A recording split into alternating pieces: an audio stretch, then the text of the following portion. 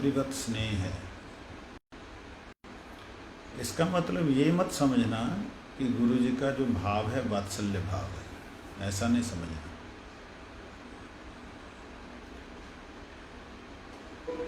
वात्सल्य भाव नहीं है,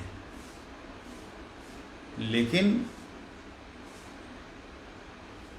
दया और करुणा इसी प्रकार की है जैसे एक माँ की अपने बालक के प्रति होती है कि बच्चा अबोध है, इसको कुछ पता नहीं है, इसको खाना खिलाना करना है, सब मेरा काम है। इस प्रकार से जो वो सोचती है उसी भाव से वो सेवा करती है।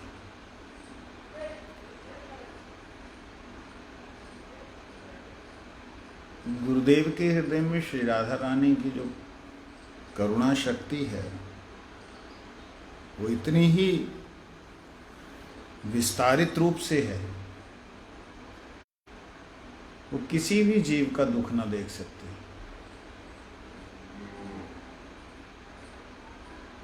क्योंकि राधा रानी नित्य भगवत सेवा में विराजमान है। कृष्ण सेवा के अलावा उनकी कहीं कोई रुचि नहीं, कहीं कोई दृष्टि नहीं। मगर जब भगवान श्री कृष्ण से सृष्टि प्रारंभ हुई आदिकाल में, उस समय में श्री राधा रानी से भी एक उनके द्वारा एक हिरण्य गर्भ नाम उनका, मतलब वो जैसे स्वर्ण होता है सोने का, जैसे एक, अब अंड शब्द बोलना पड़ता है, एक पुंज उत्पन्न हुआ, स्वर्ण पुंज उत्पन्न हुआ, गोलाकार था। उसे देख करके उनके हृदय में राधा रानी के थोड़ा सा वात्सल्य भाव आया। राधा रानी उसे दूर फेंक दिया।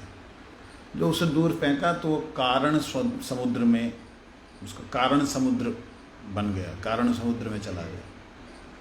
और उस कारण समुद्र में जोर जोर से रोना लगा। वहाँ से कारणोदशाई महाविष्णु प्रकट हुए ब्रह्म वैवर्त पुराण के अनुसार।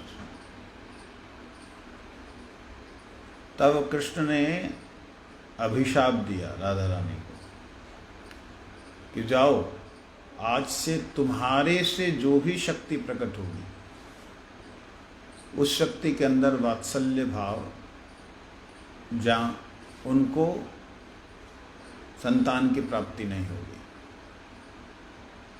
राधा रानी बड़ी प्रसन्न हुई, जहाँ मेरे को जरूरत नहीं। लेकिन वो भाव तो एक आया, वो जो भाव आया जीव के प्रति दया का, करुणा का, जीव के प्रति दयामयी करुणामयी करुणा करती हैं, लेकिन जीव के प्रति जो करुणा का भाव है वो करुणा साक्षात मूर्तिमंत स्वरूप होकर के जीवों पे करुणा करती है। राधा रानी ही दिखती हैं। समझे? नहीं समझे? जैसे छाया सीता कैसे दिखाई देती है? सीता जी की ही तरह दिखलाई देती है। जैसे प्रतिबिंब कैसा दिखलाई देता है? व्यक्ति की तरह ही दिखलाई देता है। इसी प्रकार राधा रानी का जो प्रेम स्वरूप है वो प्रेम स्वरूप जीवों के प्रति जब होता है तो वो वात्सल्य भाव में भावित होता है, परंतु वात्सल्य रस पिलाने के लिए नहीं, एक दयामय भाव से। बात समझ रहे हैं? दया के भाव से, जीवों पे जो दया का भाव, तो वो भाव किसी किसी राधा रानी की शक्ति में विशेष रूप से संचारित है। उन्हीं भावों को उनके अनुगत जनों ने अपने जीवन में धारण किया, जिसके कारण से सभी नहीं, सभी के हृदय में वो भाव नहीं है। किसी के अंदर ऐश्वर्य भाव है, ईश्वरी भाव है विशाखा जी का, किसके अंदर शासन का भाव है ललिता जी का, किसी के अंदर करुण भाव है, रति मंजरी जी की तरह। इस प्रकार से अलग अलग भावों का संचार इस जगत में प्रकाश रूप से हो, वो भी पूर्ण रूप से नहीं है, प्रकाश रूप से। तो गुरु महाराज जी भी जो हम लोग कोटि मातृवत सुस्निग्ध हृदयाय बोलते हैं, इसका मतलब ये है कि गुरु जी का ये जो भाव है जीवों के प्रति, ये स्वाभाविक है। और ये स्वाभाविक ऐसा नहीं है कि किसी और के अंदर नहीं है तो वो वैष्णव नहीं है, वो राधा रानी का प्रिय जन नहीं है, नित्य परिकर नहीं है, ऐसा नहीं है। इस बात को समझ लेना। कई बार ऐसा होता है, हम कई ऐसे महापुरुषों से मिलते हैं जिनके अंदर बड़ा ही ऐसे दिखता है कि बड़ा ही मतलब जो भी बात है वो सारी ज्ञान की बात है, सिद्धांत की बात है, उसमें प्रेम का जो विकार है वो नज़र नहीं आता। कई बार ऐसे दिखाई देता है। इसका मतलब ये नहीं है कि उनके अंदर वो प्रेम राधा रानी के प्रति, कृष्ण के प्रति नहीं है, ऐसा नहीं है। वो उसी भाव का प्रकाश करने के लिए लेके आए, जगत में आए। जैसे कपिल भगवान, माता देवहूति, ऋषि कर्दम ऋषि भगवान के भाव को पुष्ट करने के लिए कि भगवान सांख्य योग का ज्ञान देंगे, सांख्य ज्ञान को इस धरातल पे लेके आएंगे, उन्होंने खुद जैसे प्रकट हुए घर छोड़ करके सांख्य योग की तरफ चल दिए। तो भगवान की सेवा की पुष्टि के लिए उस मार्ग पे चल दिए, समझे। इसी तरीके से श्री राधा रानी के अंदर जो वात्सल्य भाव वो महाविष्णु के प्रति उदित हुआ था, जिसको उन्होंने दूर फेंक दिया कि मुझे कृष्ण सेवा करनी है, मेरे को कृष्ण को संतुष्ट करना है, मेरे को कोई और बच्चा ये सब माया में नहीं पड़ना, मतलब इनके मोह में नहीं पड़ना।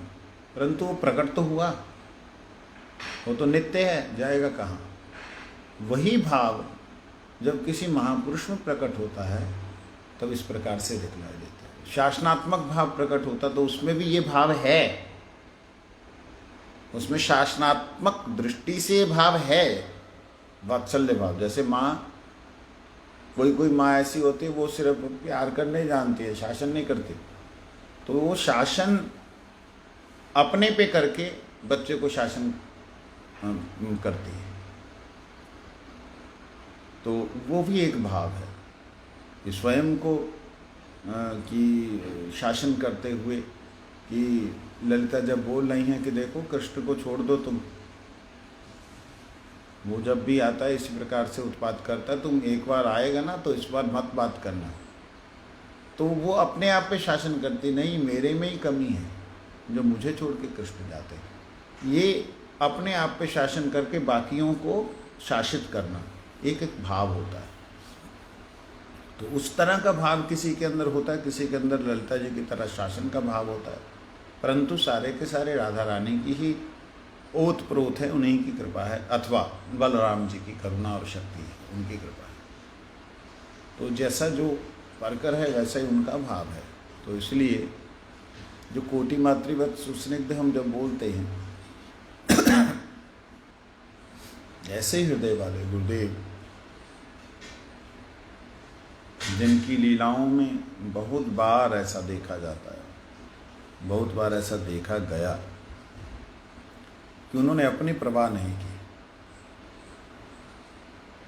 अपना नहीं देखा, लेकिन जीवों के सुख के लिए या जीवों को कष्ट ना हो उसके लिए बहुत सी उनके जीवन में घटनाएं घटी, जो कि हमने थोड़ी सुनी हैं, और कुछ एक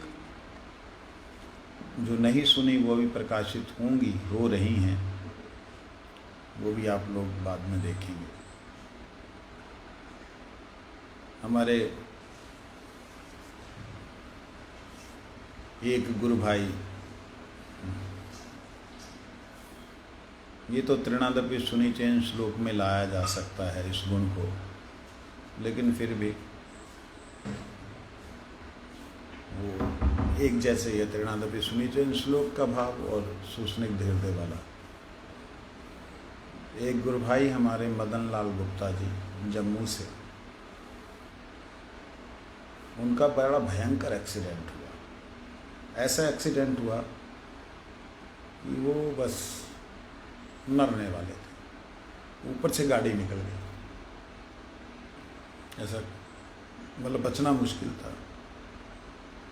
तो गुरुजी पूरी महाराज, हमारे परम पूज्य पूरी महाराज जी जो वृंदावन के मठिनचार्य निष्किंचन महाराज जी, ऐसे करके शायद नरसिंह महाराज जी, ये सब लोग जो है जम्मू गए उनको मिलने के लिए। बीच में प्रोग्राम छोड़ के गए, कहाँ चल रहा था प्रोग्राम ध्यान नहीं मुझे। वहाँ गए और गुरु महाराज जी को बड़ा दुख हुआ कि भाई इस बंदे ने इतनी सेवा की है और ऐसी तबीयत, ऐसा हालत हो गया। तो वो मतलब ऐसी उनकी थी कि वो जाने वाले थे, बस सोच लो बेड से नीचे उतार दिया था। बेड से नीचे उतारने का मतलब क्या होता है? बस अभी तैयारी करने वाला। बस सब घर रो रहा है, परिवार रो रहा है। उनकी अपनी बात है, खुद उन्होंने बताया मदन लाल गुप्ता जी ने। कहते बस उतारने वाले थे कि गुरुजी आ गए और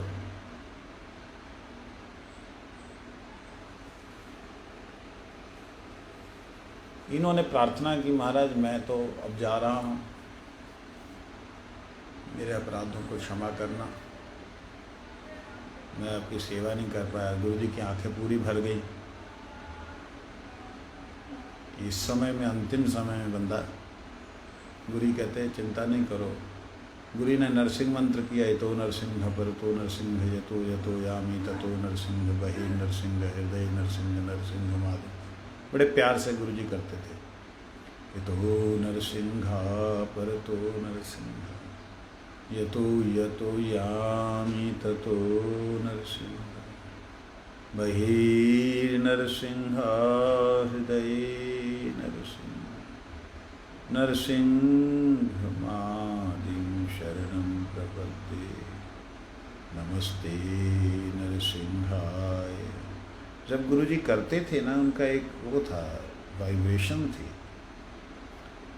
जितनी बार गुरुजी ने ऐसे प्रेम से नरसिंह मंत्र शुरू किया, जितने विघ्न होते थे वो सारे के सारे, जैसे बड़ी तेज हवा चले तो बादल तितर बितर हो जाते ना, ऐसे हो जाते। प्रैक्टिकल कई बार देखा है। मतलब ये तो बोलना ऐसे लगेगा कि वे ज़्यादा ही बोल रहे हैं। बहुत बार ये घटना घटी है। तो उन्होंने मंत्र 4 बार किया, 4 बार पंचतत्व किया, 4 बार महामंत्र किया। महामंत्र करने के बाद में आप चिंता नहीं करो। कहता महाराज जी अब चिंता नहीं करूं, आपने बोल दिया, लेकिन मेरी एक निवेदन है। वो आरएसएस में थे पहले, वहाँ के मुख्य थे आरएसएस के। पूरी महाराज बोले बोलो बोलो, आप बोलो। कहते महाराज मेरी एक ही इच्छा है, आपके जो चरण है ना मेरी छाती पे रख दो, बस मैं अब शरीर को छोड़ दूँ। इतना कष्ट हो रहा था उनको। अब गुरुजी ने कभी किसी को चरण छुआए ही नहीं, छूने नहीं दिए, छाती पे रख दो। गुरुजी के लिए तो बड़ा मतलब भयंकर विकट काम हो गया। नहीं नहीं नहीं नहीं, हाँ, आप ठीक हो जाएगा। महाराज जी मैं ठीक नहीं होना, बस मेरे को आप चरण छाती पे रख दो, मेरी एक ही इच्छा है। उन्होंने पूरी महाराज को देखा, पूरी महाराज ने कहा जाओ टेबल लेके आओ। तो टेबल दिया गुरु जी, चल। हमारे गुरु जी को, छोटे गुरु भाई थे गुरु जी से, लेकिन ज़बरदस्ती पकड़ लिया। तो 2 जनों ने पकड़ लिया। पूरी महाराज ने चरण पकड़े, उनके छाती पे रख दिए। जैसे छाती पे रखे ना, तो मदन लाल गुप्ता जी ने बताया था, कहते भगवान दास जैसे मेरे छाती पे गुरु जी के चढ़ाए, मेरे को करंट लगा। मेरे को लगा मैं ठीक हो गया। मैंने चरणों को छुआ, बस मेरा और कुछ नहीं चाहिए, मेरा सारा धन मिल गया। और गुरु जी की आंखों में आंसू, वो रो रहे हैं। और जो वहाँ पे थे, जो भी भक्त, उनके परिवार वालों को छोड़कर लगभग सभी की आंखों में आंसू थे। अब गुरु जी ने रख दिए, उन्होंने 2 सेकंड पकड़ के रख के हटाए गुरु जी ने। गुरु ने सिर पे हाथ फेरा बड़ा प्रेम से, आ गए। कुछ दिनों बाद वो ठीक हो गए। ठीक होकर के उन्होंने उसके बाद इतनी सेवा की मठ की। हमारे मठों का जो मदन लाल गुप्ता जी से पहले, गुप्ता जी के जाने के बाद में फिर हमारे भागवत गोस्वामी महाराज जी ने 2007-8 के बाद में महाराज जी ने विशेष रूप से सेवाएं की, भागवत गोस्वामी महाराज जी ने। उससे पहले गुप्ता जी ने किया, चाहे ग्वालपाड़ा मठ है, चाहे सरभोग मठ है, चाहे मतलब बहुत जगह पे उन्होंने काम किया। मेरे को याद है, कहते तेरे को क्या बताऊं मैं, कहते उस वक्त ना वो 100 के नोट, 10 के नोट ऐसे करके ग्राही होती थी उनकी, इकट्ठे करते थे। तो उन्होंने अपने जीवन में कभी किसी को भी 1000-2000 से ज़्यादा, 1000 तो बहुत ज़्यादा, 100-200 से ज़्यादा रुपया किसी को दान नहीं किया था। तो गुरु जी को एक समय में 86, 7, 8, 9 में पैसे की ज़रूरत थी। तो गुरु जी ने कभी किसी से मांगा नहीं। पैसे की ज़रूरत मतलब मठ में ज़रूरत नहीं थी। गुरु जी के कुछ मतलब जैसे कोर्ट की बात है, या कुछ ऐसी बातें थी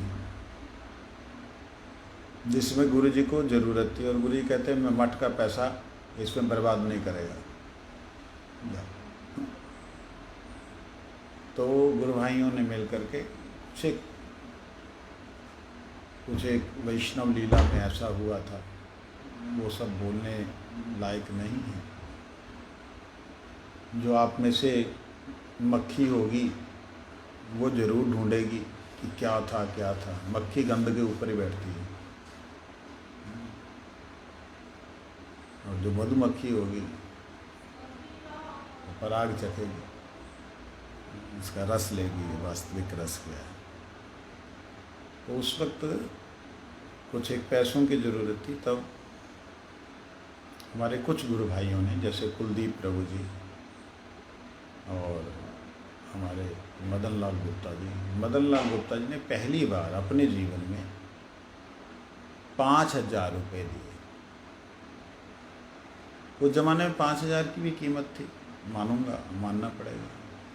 मतलब आज से 30-35 साल पहले बहुत कीमत थी। तो बाकी लोगों ने जैसे भी 200-400 हज़ार जैसे करके 40-50 हज़ार रुपया इकट्ठा करके गुरु जी के पास भेजा। सिर्फ इतनी ही ज़रूरत थी, 40-50 हज़ार।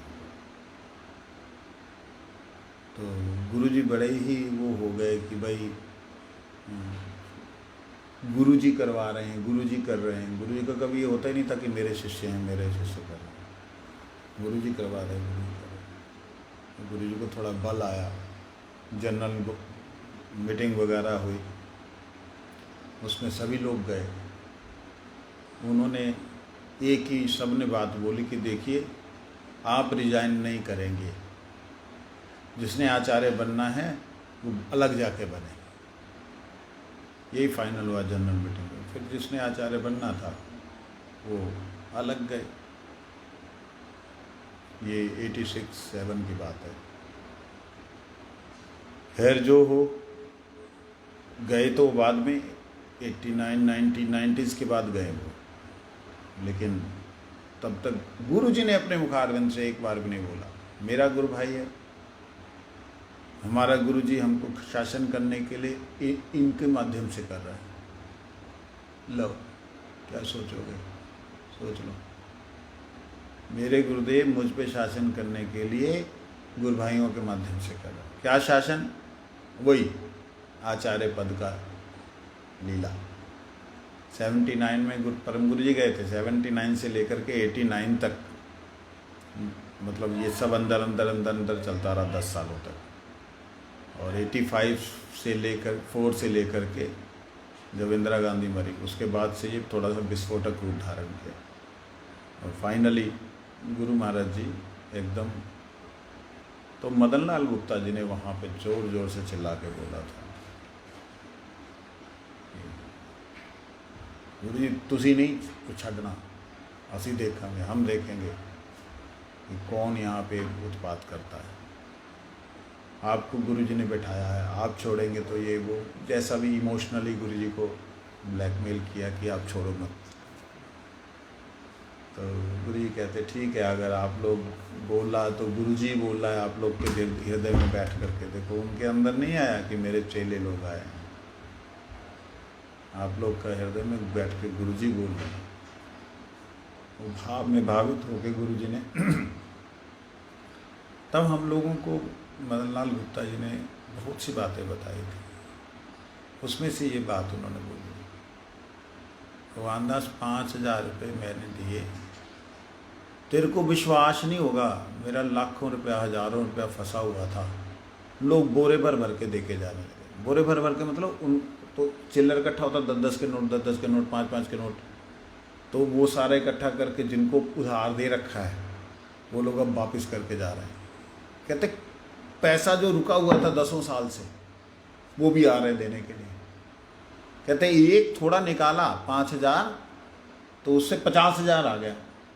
तो मैंने लड़के को बोला अशोक को, अशोकी आ देख, हमने 5,000 दिया था गुरु जी को, 50,000 आ गया। कहता हाँ जी पापा जी। कहते ले आ 11,000 रुपया और दे।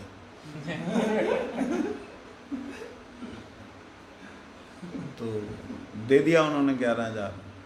देख 11,000 जा रहा हो मतलब गुरु जी की सेवा में कहीं और। गुरु जी, अब गुरु जी को ना एक व्यक्ति ऐसा मिला जो कि दिल से सेवा करने वाला, तो गुरु जी ने उसको कहीं और सेवा में, सरभोग की सेवा में या कहीं, तब कीमत थी पैसे की थोड़ी।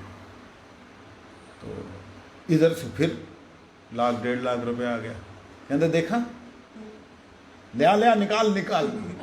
ऐसे कर करके उन्होंने लाखों रुपया, मेरा ख्याल से 2-2.5 करोड़ रुपया उन्होंने इधर उधर करके सेवा, जो भी है बहुत सेवा की। पैसे की कीमत नहीं है, उनकी भावना की कीमत है। तो उसमें उन्होंने 2-3 बातें बताई थी। पहली बात तो वो छाती पे चरण रखे, दूसरी बात ये वाली, तीसरी बात हरि नाम की। जब हरि नाम मैंने बोला गुरु जी से, गुरु जी मेरा हरि नाम नहीं होता। गुरु जी कहते हरि नाम तो गुरु कृपा से होता है।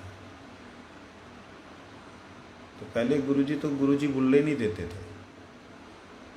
मेरे को जहाँ तक याद है, गुरु जी ने सन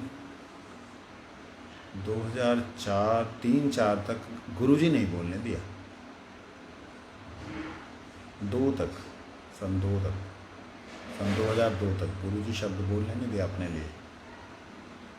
लेकिन फिर जब तमाल वगैरह, ये तमाल कृष्ण प्रभु वगैरह आ गए, ये हमारे दामोदर महाराज वगैरह सब आ गए थे, तो और फिर मैं तो था ही था, मैं फिर मतलब गुरु जी बोलने लगा, तो गुरु जी को ऐसे लगने लगा बच्चे लोग हैं, क्या बोलेंगे मतलब कोई वो नहीं, रिस्पॉन्स नहीं, हाँ बोलो, ऐसा नहीं है।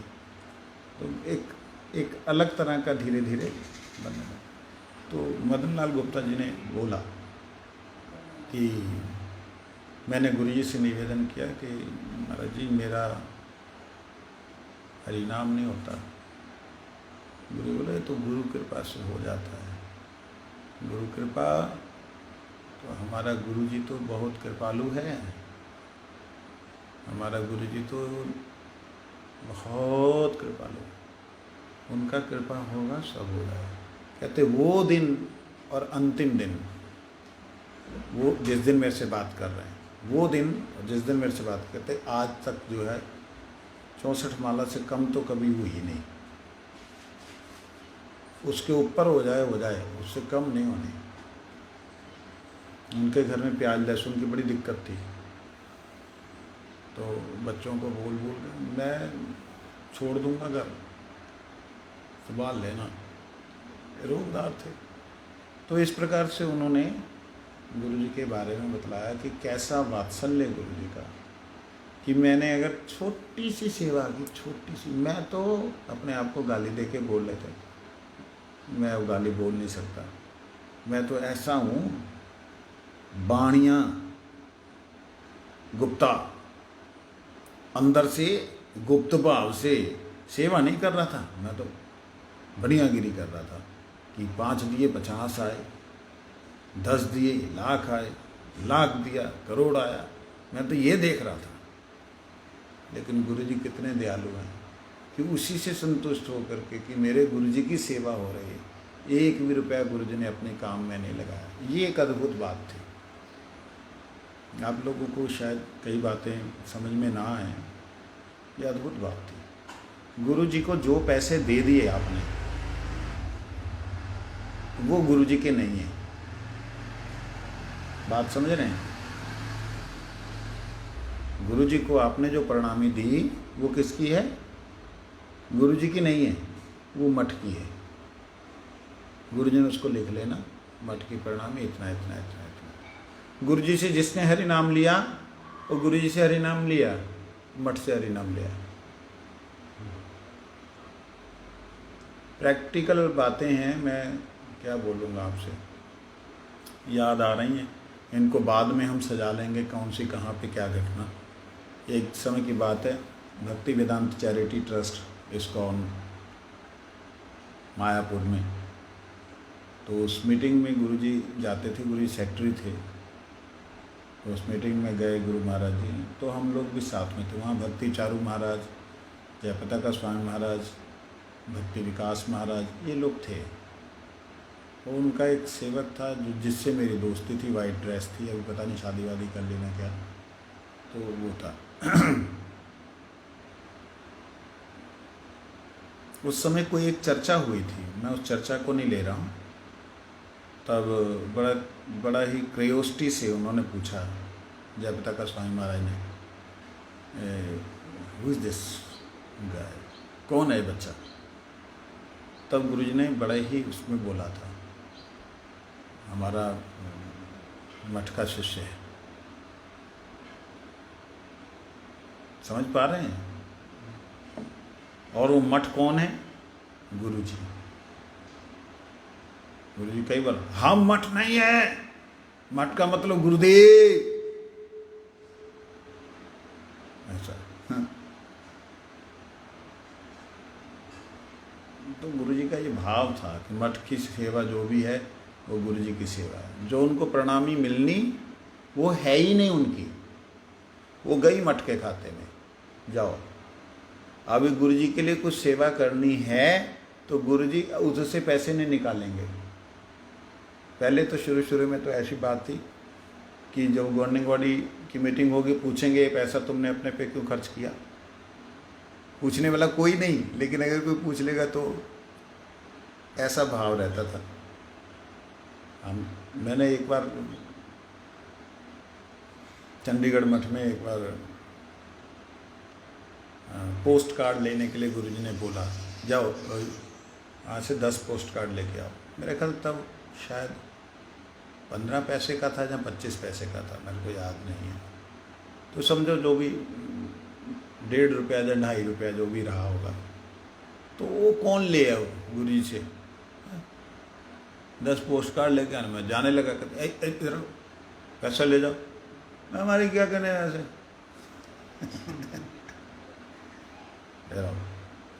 गुरुजी ने उसमें से मेरा कल 2.5 रुपये ना 5 रुपये जो भी दिए, लो लेके आओ। और गुरुजी उसको लिख रहे, मैं क्या क्या लिख रहे हो? 5 रुपये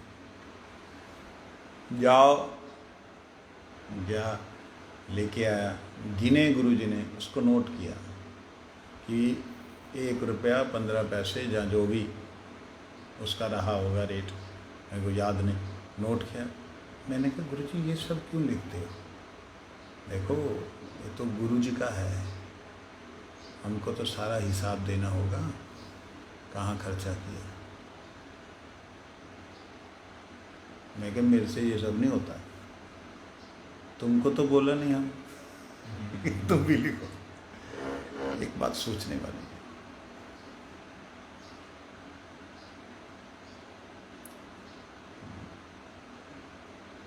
ऐसा गुरुजी का अनुगत्यमय जीवन था कि जो कुछ भी है सो मेरे गुरुजी का है, गुरुजी के लिए है। अच्छा, अब जब टिकटिंग करनी होती थी ना, टिकट्स करानी होती थी, तो हमारे दिल्ली में श्याम सुंदर प्रभु जी हैं, हमारे गुरु भाई हैं, उनको गुरुजी बोलते थे वो ऐसा ऐसा टिकट करना, हम वो सारा, फिर सारा पैसा गुरुजी मठ की तरफ से देते थे कि सब लोगों का टिकटिंग का पैसा जितने 10-20 आ रहे हैं, महात्मा जा रहे हैं, आ रहे हैं, सारा वो हिसाब किताब उनको देते थे, वो लेते थे, चलता था।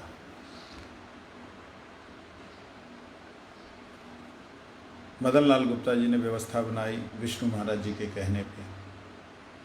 विष्णु महाराज जी और कुलदीप प्रभु जी वगैरह थे, हम तो छोटे थे, हम तो ज़्यादा उनके बीच में बोल नहीं पाते, लेकिन हाँ सुनते तो हैं ही। तो उन्होंने बोला यार क्या है, गुरु महाराज जी 2nd क्लास में आते हैं, ये कोई मतलब बनता है।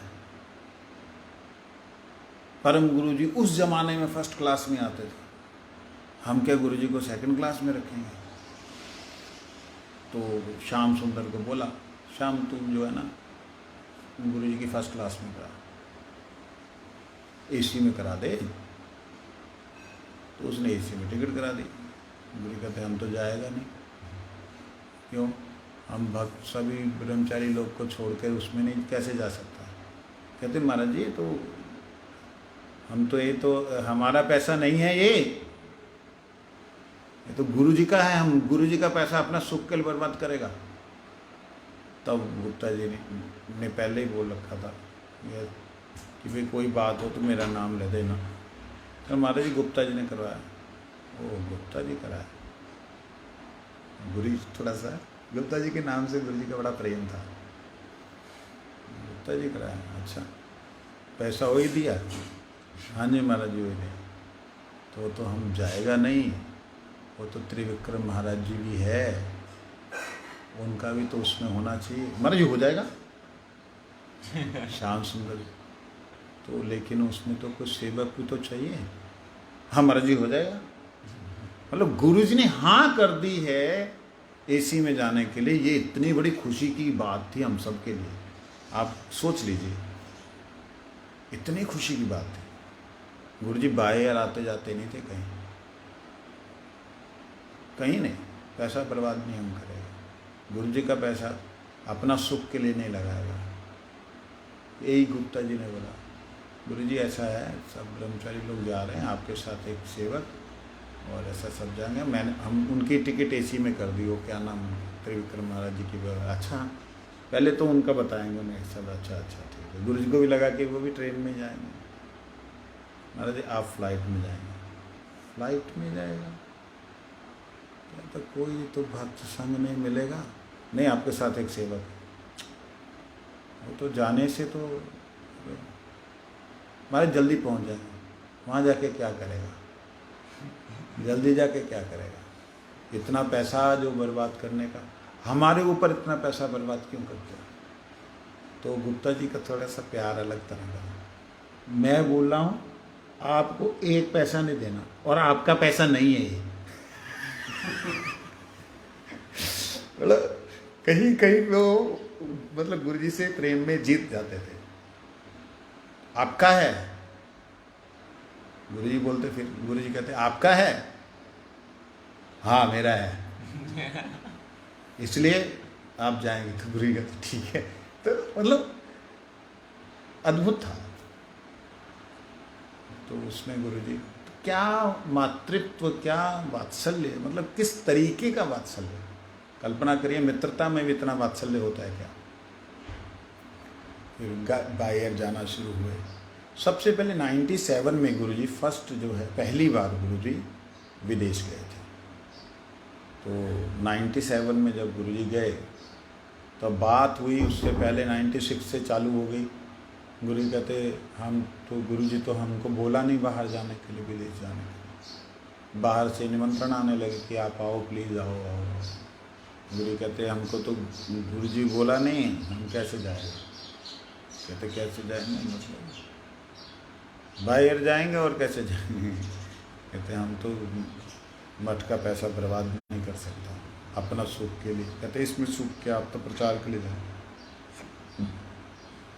तब पुरी गोस्वामी महाराज जी, भक्ति प्रमोद पुरी गोस्वामी महाराज जी को बोला कि महाराज अभी कोई आचार्य नहीं है ढंग के, ज़्यादा इस धरती पे ज़्यादा लोग नहीं हैं, तो महाराज जी अगर जाएंगे तो अच्छा होगा। तो उन्होंने जाना चाहिए, तो गुरु जी को बोला, पुरी गोस्वामी महाराज बोलते जाना चाहिए। तो गुरु जी पुरी गोस्वामी महाराज के पास में एक लेटर लिख के लेके गए। हाँ, तो उसमें अपवित्रता है, वो लोग पवित्र नहीं रहते हैं, ऐसा जब मैं बोलूँगा तब पूरी महाराज जी बोलेंगे नहीं जाना।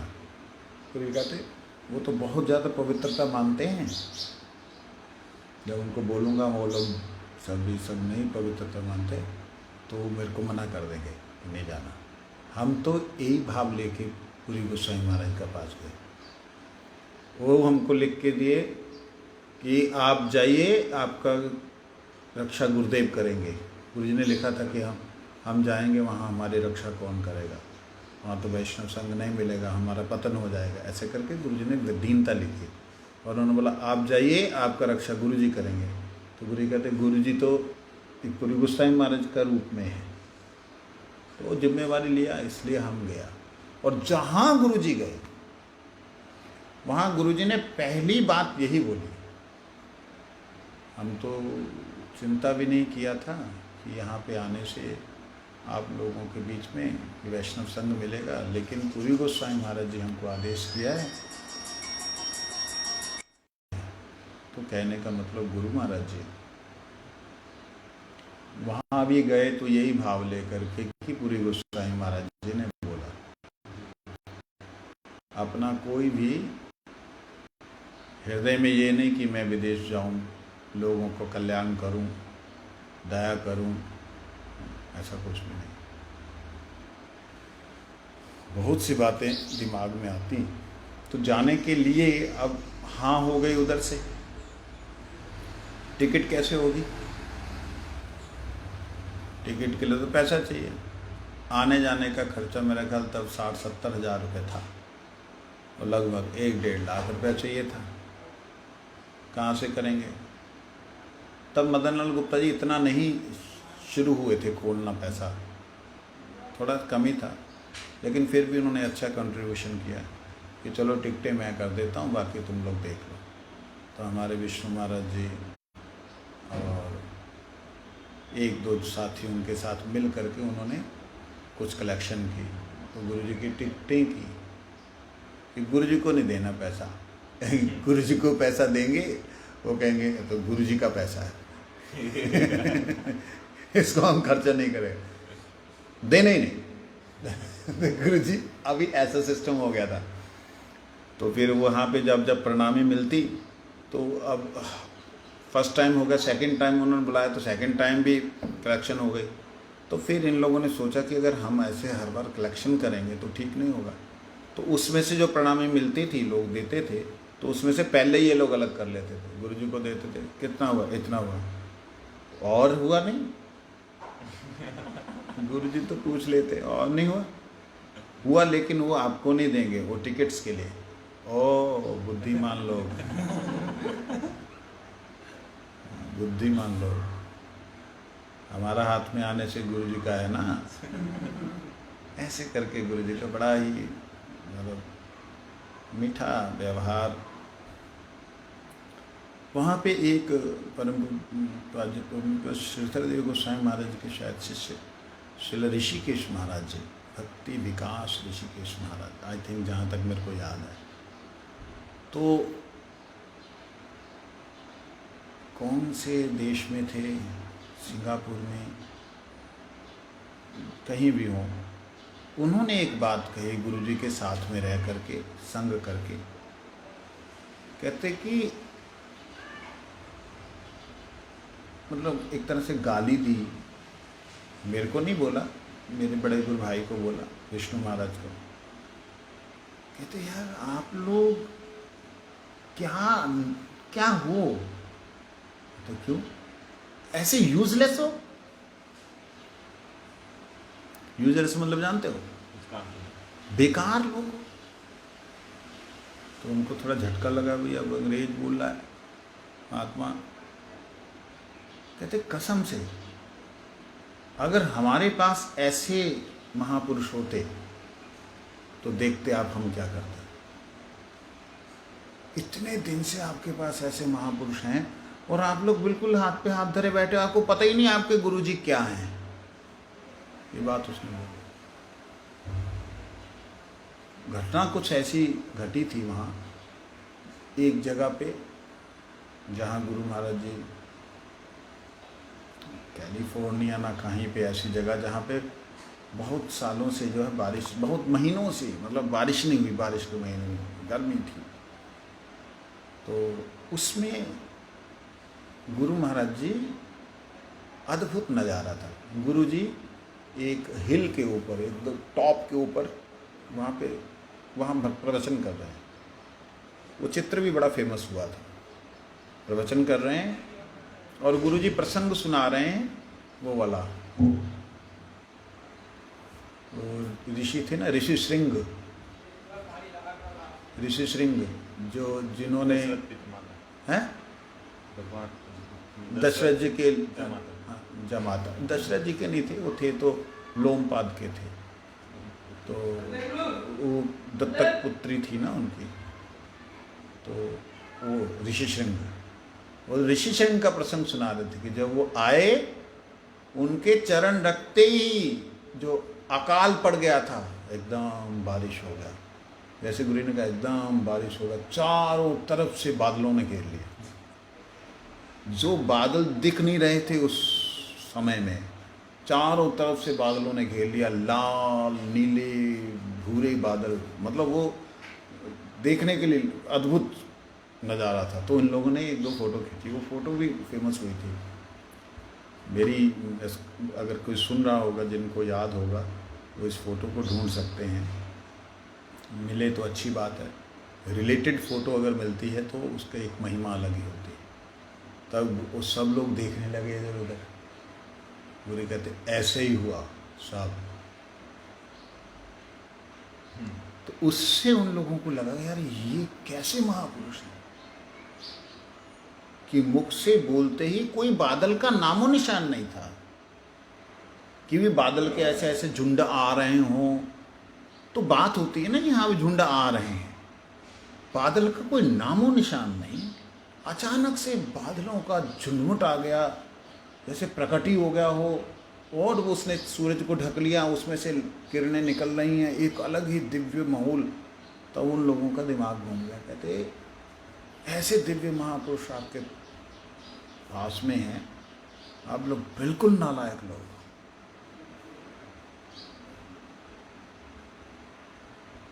यू आर इडियट्स, ऐसा बोला। तो ये बात हमारे विष्णु महाराज जी ने हमको सुनाई। जब उन्होंने सुनाई हमें भी लगा तो है ही, तो खुश हो रहे हैं हम लोग कि हाँ हम इडियट्स हैं, लीजिए। तो गुरुजी ने एक और विशेषता गुरुजी की रही कि कई एक ऐसे लोग थे जो कि मतलब जो कि हमारी दृष्टि में, क्योंकि हमारी तो दोषमय दृष्टि है ना, हमारी दृष्टि में पतित, मतलब नाम खराब ही होगा इनको साथ में लेंगे तो। कुछ एक लोग ऐसे थे,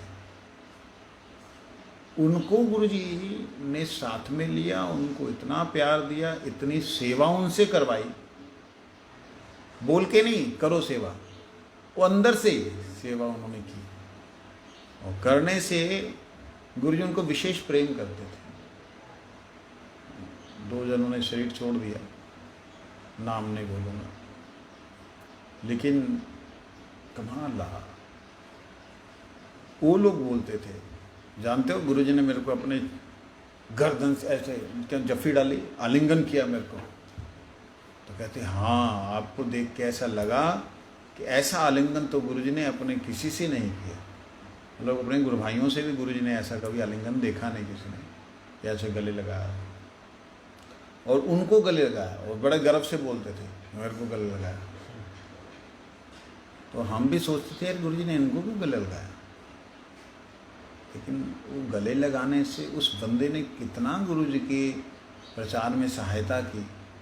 गुरुजी उस चीज़ को देख रहे हैं कि मेरे गुरुजी के नाम को प्रचार करने के लिए इसने बहुत सहायता की, इसलिए गुरुजी ऋणी हैं, ऋणी के भाव में। ऐसे 2-3 लोग हैं जिनको गुरुजी ने कंठ लगाया।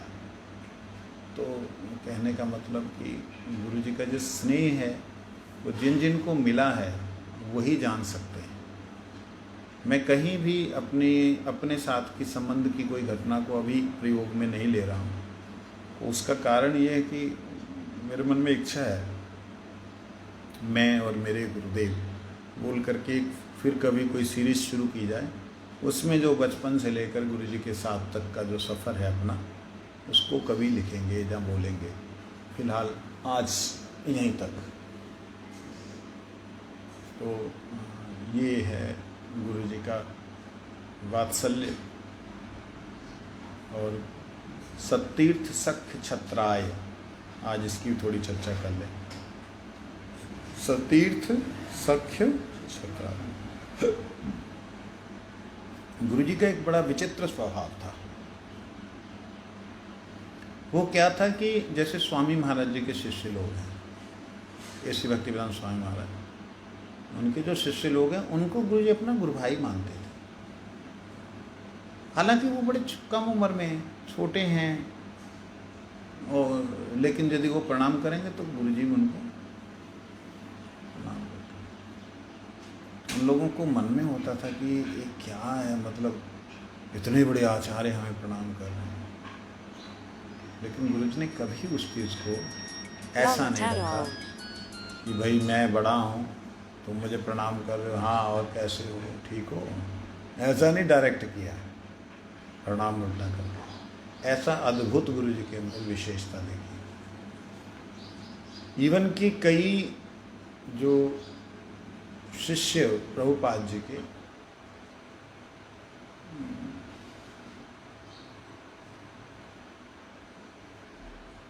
जिनको प्रभुपाद जी के शिष्य होने पे भी, जो कि इतने एलिवेटेड, इतने सिद्ध महापुरुष नहीं थे, उनको भी गुरुजी साष्टांग लेट के प्रणाम करते थे, क्योंकि मेरे गुरुजी के गुरु भाई हैं। उनकी तो बात छोड़ ही दो, अपने गुरु भाई, अपने से थोड़ा सा भी जो पहले मठ में आया, जिसने मेरे से पहले हरि नाम लिया, उन गुरु भाइयों में जैसे परम पूज्यपाद दामोदर गोस्वामी महाराज, परम पूज्यपाद गिरी गोस्वामी महाराज, परम पूज्यपाद उपानंद प्रभु, परम पूज्यपाद तुलयाश्री महाराज, परम पूज्यपाद भागवत महाराज, इन सबको, भागवत महाराज जी के बारे में कल ही मालूम पड़ा, इन सबको गुरुजी एक विशेष सम्मान करते थे। जैसे तुलयाश्री महाराज जी से थोड़ा मजाक भी करते थे, भागवत महाराज से भी थोड़ा मजाक करते थे, दामोदर महाराज जी से भी मजाक किया, एक था उन लोगों का अलग तरह का। परंतु उन लोगों के लिए गुरुजी हमेशा ऐसे जैसे मानो छत्र हो, उनको ताप ना लगे, उनको कष्ट ना हो, उनको तकलीफ ना हो, उनके लिए हमेशा ही गुरुजी जो भी किसी ने बोलना मेरे को बोलो, हमारा गुरु भाई को नहीं बोलना, सीधा आदेश था।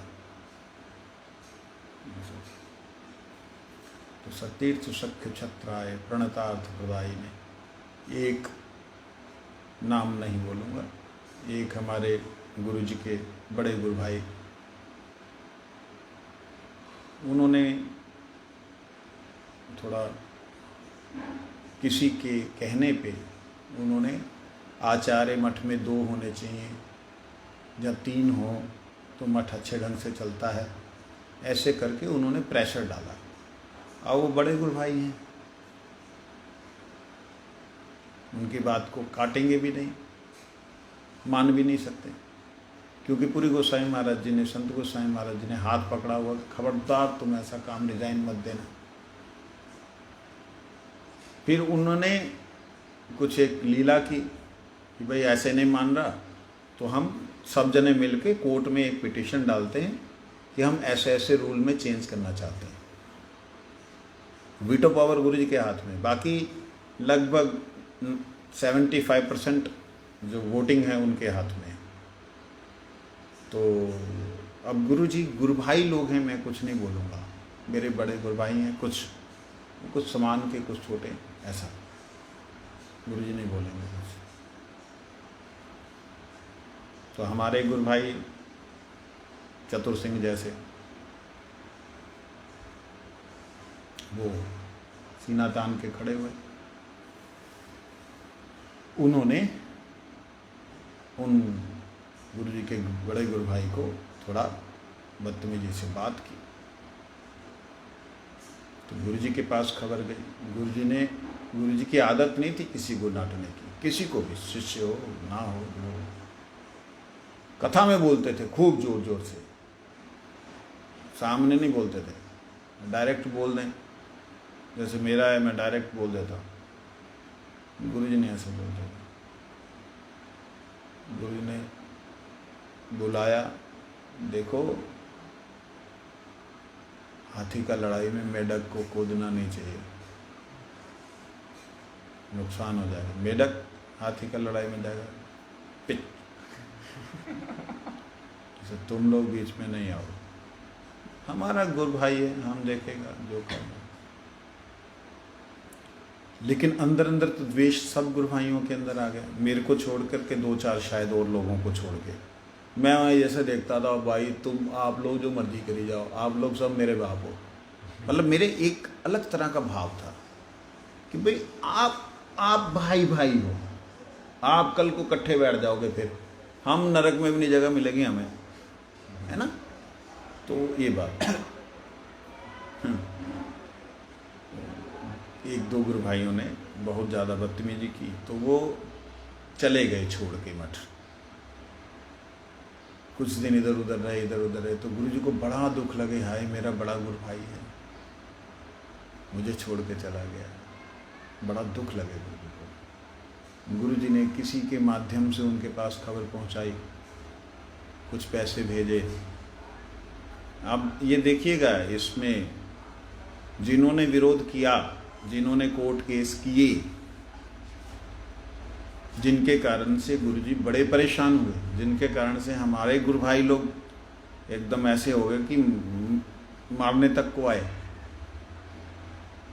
उनकी वो अकेले रह रहे, उनकी सेवा के लिए गुरुजी ने कुछ पैसे भेजे, और जिनके हाथ से भेजे मैं उनका नाम भी नहीं ले रहा, वो बड़े अच्छे कलाकार मठ में मूर्ति बनाने वाले, तो भेजे उनके द्वारा, जाओ तुम उनको सेवा करो, कुछ और बात हो बोलना, अगर कृपा करके वो किसी भी मठ में रहें तो मैं रोते रोते गुरुजी बोले, मैं समझूंगा कि मेरा गुरुजी के चरणों में अपराध नहीं हुआ। सोच सकते हैं, उन्होंने जाकर के उनसे निवेदन किया, गुरुजी का रोते रोते जो भाव है वो बतलाया कि महाराज वो तो आपसे ऐसा प्रेम करते हैं, आप यहाँ पे हैं, आप कष्ट में हैं, उन्होंने ऐसा सेवा भेजा है, तो वो भी रो रहे, क्या करूं, वो जो दुष्ट कुलंगार जो आए हैं, कुल के आगे जो चलाने वाले शिष्य लोग आए हैं, वो तो हमको जिंदा नहीं रहने देंगे। कहते महाराज उनकी चिंता मत करें, आप किसी भी मठ में रहें, लेकिन आप मठ में रहें। तो वो वापिस आए, गुरुजी ने उनकी इतनी सेवा की व्यवस्था बनाई, आप लोग कल्पना नहीं कर सकते। उनके अलावा 3-4 और थे जो कि मठ में ही रहे और जीवन भर विरोध किया, लेकिन गुरुजी ने ऐसी व्यवस्थाएं सेवा की उनकी की कि कोई भी नहीं कर सकता। आज महिमा के रूप में मैं ये जो बात कह रहा हूँ, इसमें सोचने समझने वाली बात है। मैं पुनः एक बात कहूँगा आप लोगों को, आप लोग मक्खी मत बनना। डाला जाता है इससे और ज़्यादा प्रकाशित हो, तो गुरु जी की महिमा और सुंदर रूप से प्रकाशित हो, इसलिए परम गुरु जी ने ऐसी लीला की। ये परम गुरु जी की लीला हम ऐसा समझते हैं, प्रभुपाद की लीला है। तो खैर, मतलब मुझे भी उन सब की सेवा करने का मौका मिला। मैं तो खैर लाडला था सबका ही, क्योंकि कई बार बोले ऐ हम तो तुम्हारा गुरु जी का विरोधी है, तुम जो है हमारा सेवा करता है तुमको मार डालेगा, फलाना ब्रह्मचारी नाम बोल दिया उन्होंने। मैंने कहा मेरे को साला कौन मारेगा, मैं गाली दी, मेरे को कौन मारेगा। मैंने फिर गलत, हम तो विरोधी है। मैं कहा महाराज आप लोग का नाटक बहुत है, देख लिया, हम जानते हैं। आप लोग नित्य लीला में तो सब एक साथ में खेलते रहोगे, हमारे को यहाँ बेवकूफ़ बना रहे। तो बड़े मुस्कुराए। सोचो आप, मतलब मेरा एक अलग तरह का ये था कि मैंने कहा आप तो वहाँ पे एक जैसे रहोगे, यहाँ पे लीला दिखा रहे हैं। क्या है ये, करते क्यों ऐसा? कहते अब थोड़ी करता है, वो जो हो गया हो गया। अरे जो हो गया हो गया, अब तो ख़त्म करो। अब तो हम तो तुम्हारा गुरुजी तो हमारे पास आके प्रणाम करता है। तो हाँ करते हैं, तो आप भी तो करते हो। हाँ करते हो। वो तो परम वैष्णव है। आँखों में आंसू आ गए उनके।